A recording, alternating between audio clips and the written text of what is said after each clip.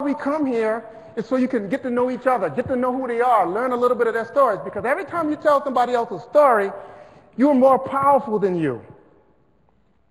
Especially when you tell a powerful story. Then the power of the story takes your presence.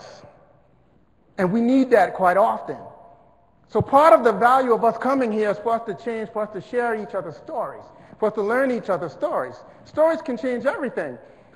One story, there's a really quick story just to show you how impactful this can be in the real world. There was a teacher, and this was told at my commencement ceremony in college, a famous teacher, I forgot his name, but anyway, he told the story. He was at a high school parent-teachers meeting, and the mother walked up, who he'd never met because it was the first, he didn't know the parents. And he said, well, whose child is yours? And the mother said, Johnny. And he said, oh, he just lit up. Oh, Johnny's so bright. He's one of the most creative students in the class. Yeah, he may not do, as best as his test might not show all that, but you can see it in him when you talk to him. He's all this stuff. And then she was like surprised. She's like, well, Johnny? And he said, yeah. But then check this out. And then the parent walked away and went to John, not Johnny, the wrong kid.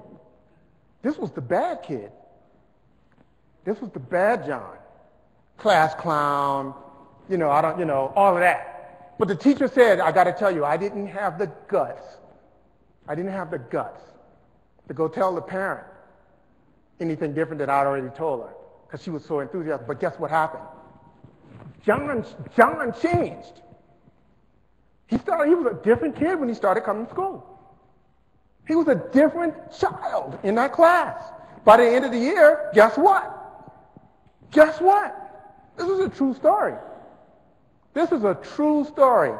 By the end of the year, guess what? And the teacher said, you know what?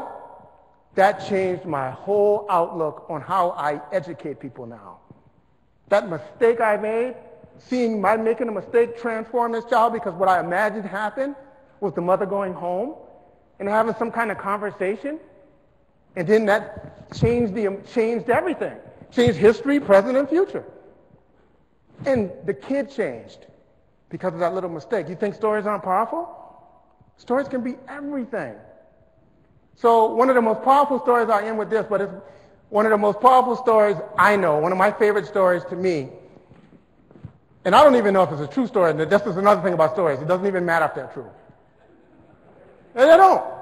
Because most of the stories you run in your head about you aren't true anyway. So, they're not. They're just not. But you run them anyway, and you end with, whatever you end with. So I like this story because I think it illustrates two things that I think the world needs more of. But it is out there. Two things that I believe in is out there in us all. But one is bravery, and two is magic. This is what I think about this story on and off just to change the way I feel, because it moves me like that now. You may not like it or care about it, but I'm going to tell it because it changes the way I feel. And I think it was Wayne Dyer. I don't even know who told the story, but he was retelling it, so who knows? But anyway, there was this father, and maybe you've heard it, but it was this father walking. It was a Saturday morning, some middle-town America, sunny, beautiful day, and his father was walking with his son down the street Saturday morning. His son was just talking and talking, and all of a sudden the father realized that the son kind of just got quiet. And then the father looked up ahead of him, and they saw a playground full of kids, and the father's heart sank because the son was handicapped. The son was kind of hobbling right next to him, hopping along, and the father's heart broke like it did every single time he realized his beautiful son couldn't live the life that all these other kids lived. And everything in this man said, turn, take this street, turn around, go home. They were heading straight for this park, and the kid was just standing there not talking. And the father was just standing there walking, his heart breaking. And he didn't turn, though. He just kept walking. For whatever reason, he just kept walking all the way to the fence. And they just stood there, and then the magic happened. One of the kids said, let's call him John. John, can play. And the father didn't even know how to respond. The kid looked up at the father, can I play? The father didn't know what to say, so he didn't say anything. He just stood there. And John just hobbled to the fence. They helped him across the fence. And he went out there on the field. And they said, no, you're at bat. Go to bat. So John made his way to the home plate. He made his way up to bat. And the whole town was watching this thing. And he stood at the bat. And the pitcher, called everybody in. And he was pitching the ball. And the pitcher, took his time and swung, threw the ball. And John swung with all he had, whoosh. And the whole crowd just goes crazy. Yeah, yeah, yeah, yeah, yeah. And he comes back, he said, you can do it. The pitcher's telling him, you can do it, you can do it, you can do it, you can do it. And he pitches the ball. And John hits the ball. And the ball just dropped right there on the ground in front of him. But the whole world screamed, run! Whole world.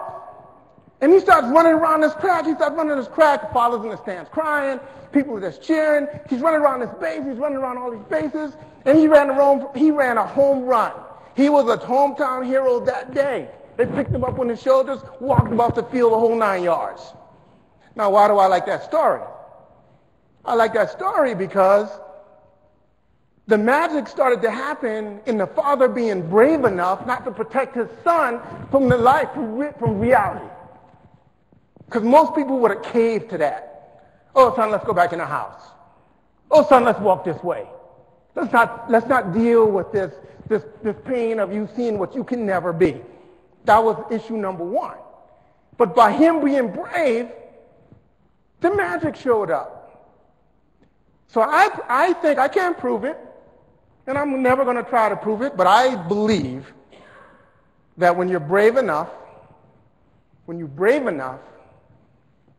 the magic shows up. When you're brave enough. So my question is